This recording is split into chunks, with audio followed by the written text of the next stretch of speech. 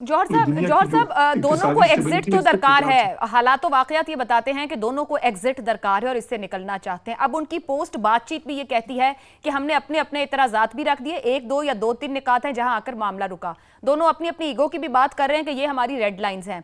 सवाल ये पैदा होता है कि एक जानिब से परमानेंट पीस की बात की जा रही है, दूसरी जानिब इस पर यह खदशात का इजहार किया जा रहा है कि शायद टेम्पररी या हरी में निकलने का इरादा है, और ईरान इस बात को समझ रहा है कि दोबारा मेरे ऊपर ऐसा हमला हो सकता है।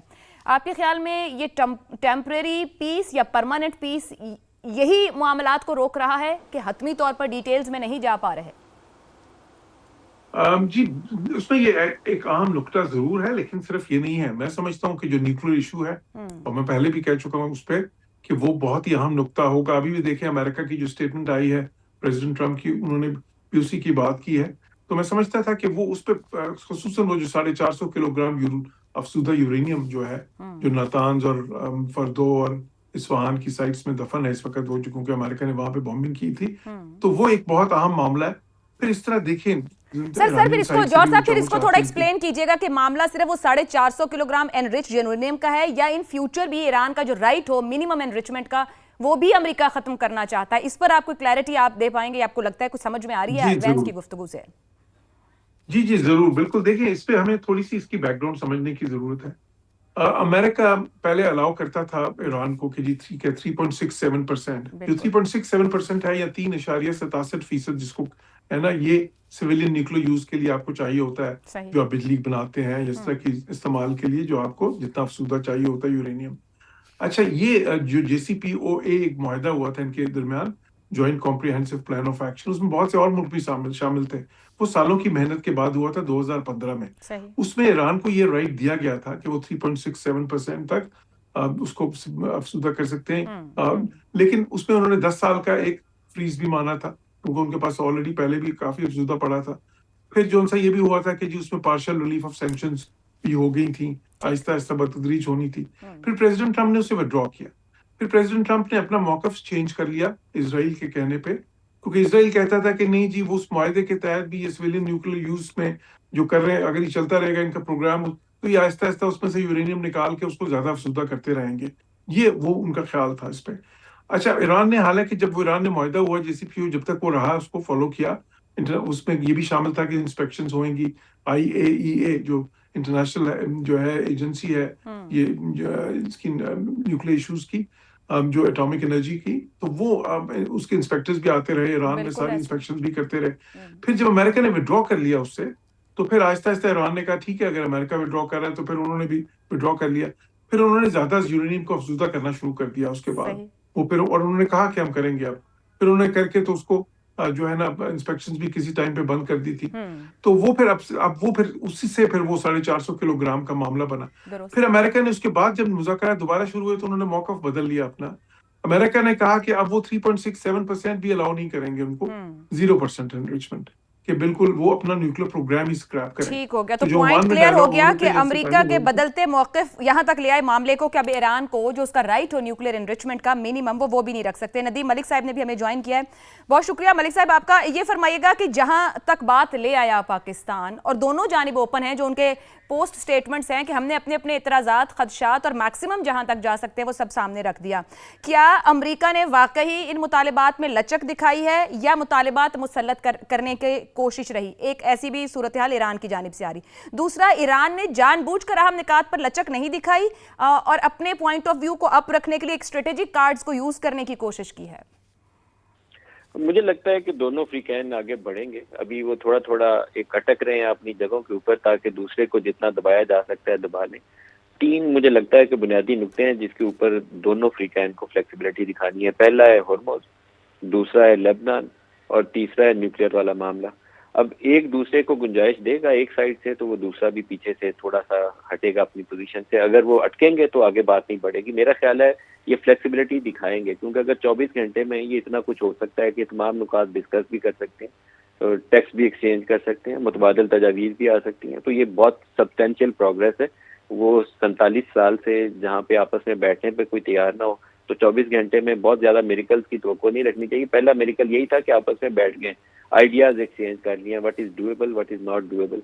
रेड लाइंस भी ड्रॉ कर ली हैं कि ये रेड लाइंस हैं, तो अब वो रेड लाइंस को थोड़ा थोड़ा पीछे करना है कि रेड लाइंस में गुंजाइश पैदा करें।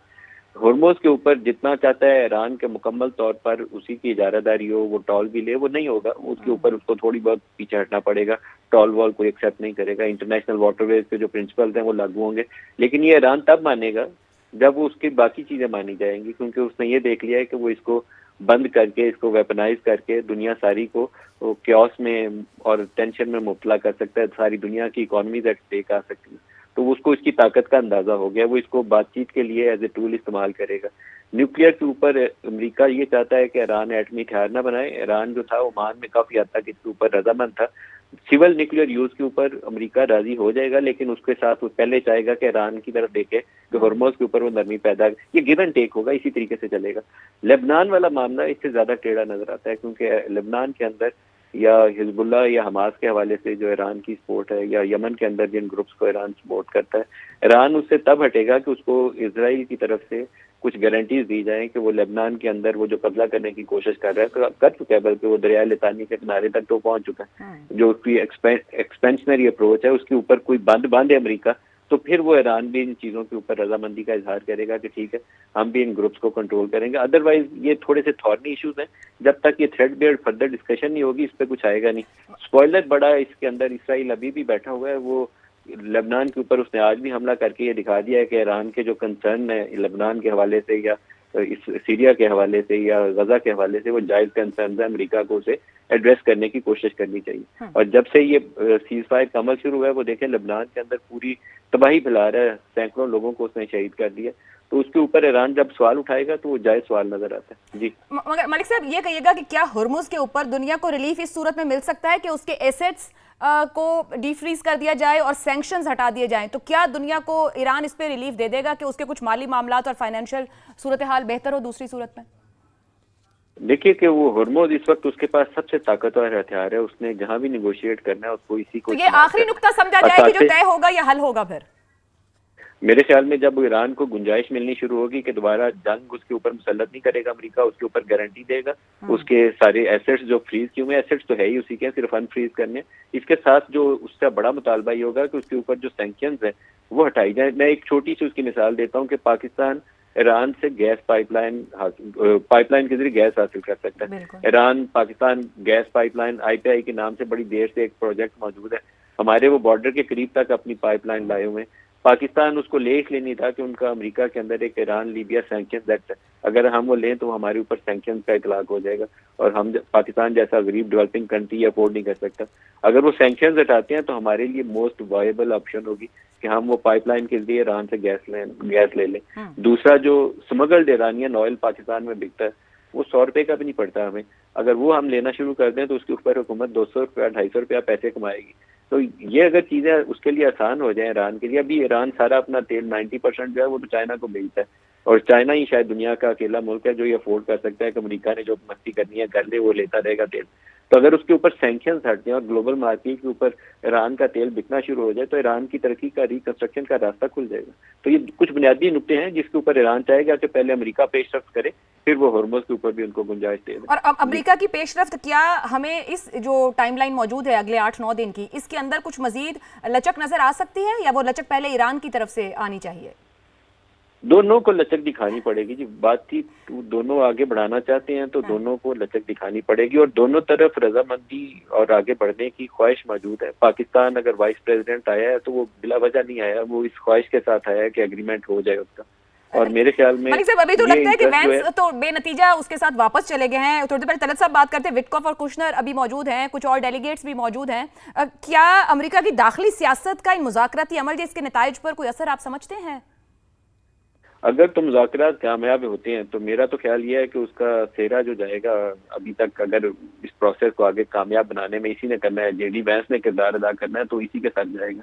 अगर ये नाकाम होते हैं तो ट्रंप के लिए तो बहुत ज्यादा मुश्किलात दोनों सूरतों में। मगर ट्रंप इससे पहले वाइस वर्सा कह चुके हैं कि अगर नाकाम हुए तो जिम्मेदार वैंस होंगे और अगर कामयाब हुए तो वो फिर मैं उसका क्रेडिट लूंगा। आपने तो उलट बात ये तो ट्रंप साहब कहते हैं, ये तो ट्रंप साहब कहते हैं। ट्रंप के लिए सियासी मुश्किलात दोनों सूरतों में है, वो कामयाबी की सूरत में भी है और नाकामी की सूरत में भी है, क्योंकि ये जो ईरान वाली जंग है ये अमेरिका के अंदर पॉपुलर नहीं है और अमेरिकी अवाम ने इसको पसंदीदगी की नजर से देखा नहीं है। और मुझे लगता है कि मिड टर्म में उनके लिए मुश्किलात हैं और मिड टर्म से पहले मुश्किलात से निकलने के लिए ही कुछ ना कुछ रास्ता चाहिए, जिसके लिए ट्रंप जो है या तो इनके साथ बार्गेन करके एक अच्छा अरेंजमेंट कर ले जिससे उसको फेस सेविंग मिल जाए, खासतौर पर न्यूक्लियर को वो एक ट्रॉफी के तौर पर पेश कर सकते हैं कि ये हमने अरेंजमेंट कर लिया, मेरा जो मकसद था पूरा हो गया।